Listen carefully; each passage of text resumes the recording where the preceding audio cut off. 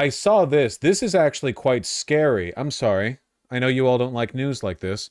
The National Park Service has a website for Stonewall, and they have removed all mentions of transgender people from it. Here, you can buy some LGB flags over here if you want. Christopher Street Gay Liberation Day, tastefully cropped so you don't see any transgenders in the crowd, you know, any transsexuals and hermaphrodites or whatever the f else they called them back then. They've removed mention of trans people from the website, which makes sense in the sense that it conforms to the executive orders passed by Donald Trump to just never mention trans people. Also pretty Nazi-like, you know, very much like book burning-esque. Yeah, it's pretty bad. Trans people are, of course, the, you know, foundation of the Stonewall riot, you know, the first brick thrown or whatever.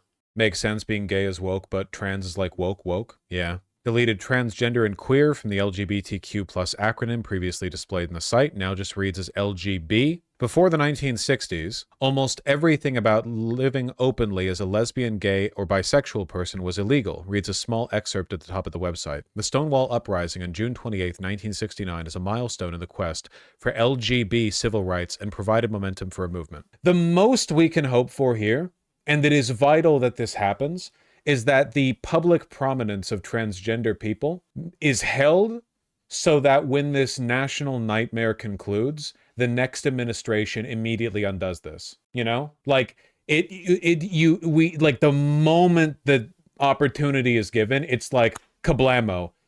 Trans is back. They're going to be more obnoxious about their knee-high socks than ever before.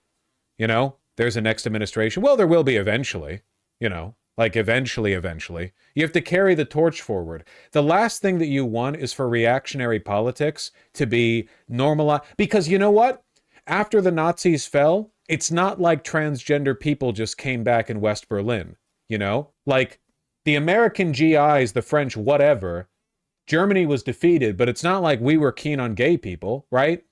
Alan Turing, you know, had him sterilized. We weren't much better. Well, no, we were better than the Nazis, but we certainly weren't good. Alan? Did I say Adam? What did I say? Alan. Yeah, Alan Turing. I thought you said Alan? I thought I said Alan. The Allies kept the gays in the concentration camps to serve out their term in prison. Yerp. Freed the Jews and kept the pink triangles in the camps. Because, you know, it's like they're being jailed for being gay. He was gay. I thought he was a robot or something. Well, he was probably autistic because he was big on, like, you know, computers and stuff. Wait, really off? Yeah. Sorry, this probably isn't taught in history class. U.S. soldiers kept pink triangle Holocaust victims in prison after war. Uh-oh, wait. This opens up a Snopes article. Rating true. Oh, yeah, there you go. Sorry, when Snopes pops up, it makes me think that the thing that I thought is true is going to be fake, but nope. Yeah. Claim gay men incarcerated in Nazi concentration camps during World War II were forced back into prison after the Allied forces won that conflict. True. Yeah. Lefty info. How nice. Anyway, the point that I'm trying to make here is that whenever this ends, you got to carry the torch forward loudly enough that things immediately bounce back to where they were. You know what I mean? Don't let the treatment of transgender people by this administration be a permanent scar, or nothing's permanent, but you know what I mean, on the country. It was in the British zone this mainly happened in, if I recall correctly. I knew there was a reason I hated those people. Do you think they'll edit the profile of the trans woman in Congress to remove mentions of her transness? That already happened. When Sarah McBride came in, didn't the Speaker of the House announce her as Mr. McBride? The congressman from, what is it, Maine? I forget where she's from. I think that already happened. The gentleman from Rhode Island, yeah. Delaware? I don't know, New England, somewhere up there. They're all the same to me. As in New Englanders, not trans people. Yeah, here we go. On Fox News videos, so people in the comments are probably like, yay.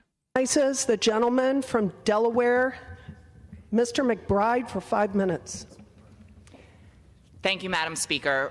When I was elected, I promised to work with anyone who would help Delaware and Delawareans, and to stand up to anyone who seeks to harm my state.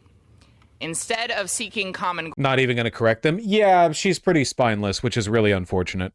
She's still doing the whole, like, well, if I'm a good transgender, then I'll show that we're good to the public. The way to win this is by having, like, a stiff upper lip or something, which, you know, and I'm not saying she's not in a rough spot. She is. It's just the respectability politics angle is probably not going to be the out on this one. The National Park Service is under fire for erasing all mentions of transgender and queer people from its Stonewall Monument website. The website now only uses the abbreviation LGB for lesbian, gay, and bisexual. The Stonewall Inn in New York is considered the birthplace of the modern gay movement, and the change comes amid a series of Trump administration moves rolling back transgender rights and recognition. Now a protest is scheduled today outside the Stonewall Inn. ABC News' Phil Lipoff joins me for more on that. Phil, what's the administration about what are they saying about why they're doing this, and how are transgender advocates reacting? Well, the reaction depends on who you ask. First, as you mentioned, Diane, really? The president, the administration, a lot of people who voted for the president expected him to do just this. But in the trans community and communities beyond who support the trans community, this is seen as a horrifying way to sort of erase the community from the history of the modern gay rights movement. The Stonewall Gives Back initiative has called this appalling and outrageous. New York's Governor Kathy Hochul has said she will never allow the community's contributions to be erased. Now, transgender activists like Marsha P. Johnson helped spark the Stonewall riots. So how significant is this move to remove their recognition on the website? As you would imagine, for some, this is as significant as it gets. You know, it could not get any more significant. You know, the history is, the facts are, Marsha P. Johnson was there at the beginning when this revolution started, and now the official narrative is just the brick just did that. Take the T and the Q out of LGBTQ is seen as many as a very sinister way to just erase the community from the history. And Phil, meanwhile, a federal judge blocked a Trump executive order targeting medical care for transgender people under 19. What's the latest on that? Well, the administration and the president specifically made this a key part of his campaign. He said it at rally after rally. This was very important to him. So this executive order came out, and many big hospitals. Yeah, here. This is Marsha with the brick she threw or something. I don't know. I'm not a history major. Amazing things are currently happening at the protest. Oh, they're taking bricks? That's good. This is really going to national parks meant a lot to me. I not to say this ain't a big deal, but keep in mind, like, the National Park Service falls under the Department of the Interior. It is a branch of the executive. That being said, the average federal park ranger is probably still, like, this is so far out there to them, you know? Like, your experience going to a national park isn't going to be affected much by this administration. It's just too out there, you know? It's like literally out in the sticks. And in my experience, at least, a lot of park rangers are pretty decent people. There is like an overlap with the cop tendency, but not for all of them. Sometimes they just, like, you know, sometimes they just want to, like, be out in nature, and this is just how you do it.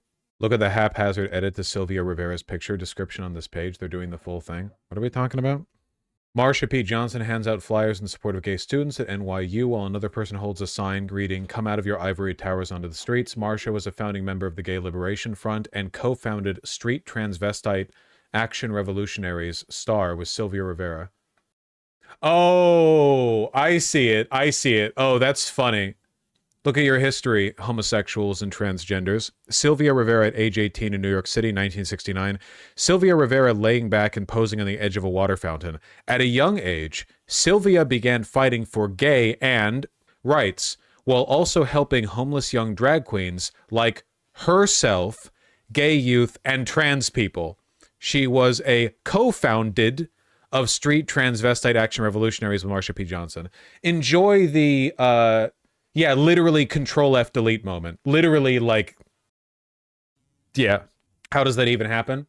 Well, the people making these changes are stupid, and also the people implementing them probably don't like them. You think the guy who manages the website at the Department of the Interior for the National Park Service is, like, hyped up about this? You know? He gets a memo saying, you have to remove these words, and he's like, okay. He's probably busy feeding birds. Yeah, malicious compliance memo. You get what I mean, right? Like, you really think people working at the Department of the Interior This is one of the big problems with Project 2025, right? They're trying to fire all these employees, but they don't have the expertise or inside knowledge to know who they can fire without causing trouble, and they don't have enough people to replace them. Like, the goal was to put in tens of thousands of Trump loyalists. Where? Find me tens of thousands of Trump loyalists who are also capable of and willing to work as regular bureaucrats in the enormous multi-million person employing administrative branch. Or sorry, administrative state, you know? Now you get me. Love that tie. Back when homosexuals knew how to dress. Now they just put on fake leather jackets or denim trucker jackets with 50,000 patches. I'm just kidding. There's nothing wrong with that. People did dress better back then, though. They did that then too? That is also true. Oh my God, look at this. Phenomenal. They don't make them like that anymore. Let's go. Smashing. And everyone's skinny because they hadn't figured out how to put corn syrup into everything. Look at all the gays. It's important to know your history, you know?